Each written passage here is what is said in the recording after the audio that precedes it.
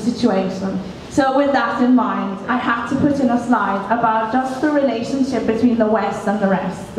And the idea that, when you are the rest, how do you position yourself to dominant players? And those dominant players might be economic, cultural, or social. It's not just about the money, right? Even though we are in Nigeria, and I've heard a lot about interest in financial aspects. So, obviously, the model would be the West is sort of the central kind of leaders, and everybody else sits on this periphery looking in. And typically, academically, you come across a lot of literature, post-colonial literature, that looks at exactly these sorts of models. And me, myself, I was interested more in looking at artists that aren't necessarily fixed within one space. And it's no longer relevant to think that a Nigerian person will spend all of their life in Lagos and never travel. Mobility is very much becoming sort of an aspect of everybody's life, and that, by everybody I include the African artists that I look at. So a lot of them are traveling to different countries, getting grants, meeting other artists, and those interactions, if you like, allow them to position themselves in different spaces. They might be Nigerian, or specifically, for example, Yoruba, right, when they are in Nigeria, but when they are outside of Nigeria, they can play on these Yoruba identities and identities associated with what it means to be African outside. They understand very well how visual culture works in the West. So they're coming with two sets of knowledges, if you like, and therefore are positioned, I would argue, advantageously. So home can be in two places. So for example, I've worked with interviewed a Nigerian artist called Ebele Okoye. I don't know if you know her work. She's just recently won an award at the African Media Awards for her animation called The Legacy of the Rubies. And she's based in Berlin. But she very much talks about how Berlin is her home, as well as having a home in Nigeria. And that's a very common experience. It's no longer relevant to have a fixed sense of identity. Identity is very complex. And that complexity can be reflected in people's work. And when it comes out in people's work, I think is when you find the most interesting examples of things that move and shift. And so within that, I wanted to include a new kind of conception of space, which is more based on the network and the rhizome. And of course, those of you who come from computing will be familiar with rhizomatic networks and how they structure and how they work. And it's this idea that now contemporary artists don't even need to be bound to a physical space. They have online identities. And they move through online spaces, and they have presence in online communities.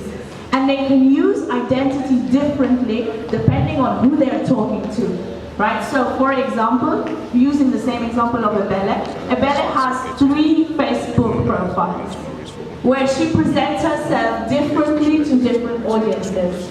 She understands very much how to circulate in, for example, animation festivals within Europe, and she presents herself one way to them. And she knows how to circulate within a Nigerian context, and she presents a different aspect of her identity in that context. I think this is really important.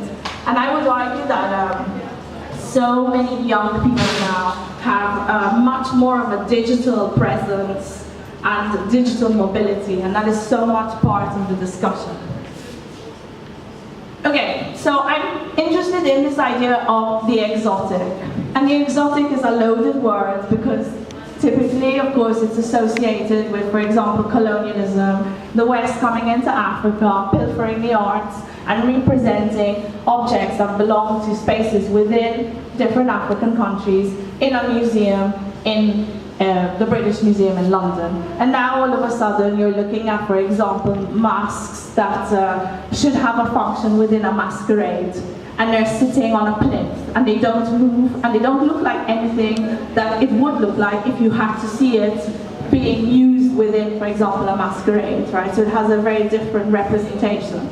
So whenever we think of exotic, unfortunately, it's seen as something that is negative because it has this historical use, where someone appropriates an object that is unfamiliar and represents it in another context. So it loses its meaning. But I think there are some artists that play with this so that they use it to sell their work in the West. So this commodification of cultural difference, it's a bad thing, but it could also be a good thing. It depends on whether the artist has agency. When you think about the colonizer coming in and taking the art object, you're seeing a power relationship where someone is active and someone is passive. When you think about the artist now, the new African artist that knows how exotic imagery works and that uses it, they have agency in their work. They are deploying a concept of something exotic, right, to, if you like, make their work more attractive to a wider audience. So, for example, the example below again is it's a frame from a fashion film which Jim Tutu made with a Kenyan fashion designer. So he's looking at contemporary Kenyan visual arts. He's looking at African textiles. It's very much situated in an African aesthetic, but it has something else about it. And it plays. So someone in the West might look at that and get a sense of a Western movie, you know? But similarly, someone in Kenya would look at it and recognize the patterns on the textiles and recognize that that is African. So this is an example where appropriation went a bit awry. So I don't know if you're familiar with, there's a Tanzanian art collective called the Tinga Tinga Artists. And they make paintings called Tinga Tinga art in a very particular style. So I think it was about 5 or 6 years ago, there was a British producer who traveled a lot to Tanzania, fell in love with the Tanzanian Tinga Tinga art style. And she worked for a company called Tiger Aspect. So Tiger Aspect is the company that makes Charlie and Lola and Mr. Bean as an animated series. And she subsequently went off and set up a subsidiary company in Kenya where she employed a lot of people that were trained by the UNESCO project to make an animated series called Tinga Tinga Tales. So I'm going to show you a clip.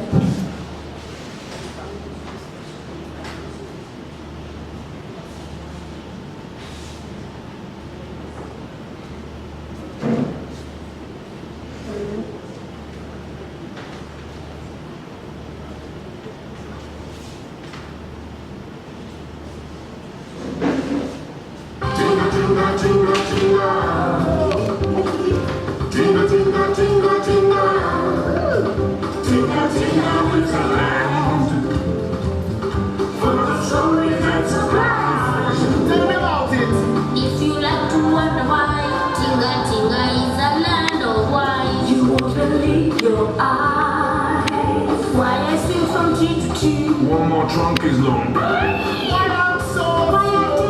my skin is full of slick. You ask why? You ask why? It's okay. They have a story. Tinga tinga sky. Tinga tinga tinga. Tales from Africa. Tales from Africa. Tinga tinga. Look at all my friends. I'll tell you why. Was squirrel, black as nuts.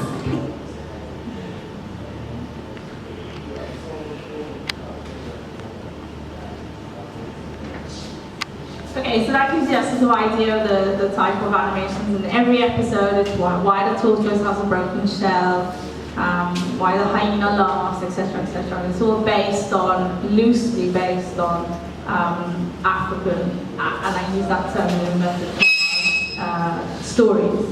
So what's interesting is, of course, in this example, if you try and look it up online, there was a lot of polemic situated around the animated series. The animated series sold very well. It sold to Disney. It was shown on the BBC. It's got tons of merchandising. It's like a huge success in the West. Of course, visually, it very much draws upon an exotic aesthetic. It looks different to what you would usually see in typical Western animations.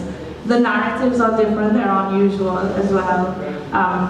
And you've got, if you like, a really good example of this sort of appropriation of the arts actually in this case, Tanzanian arts.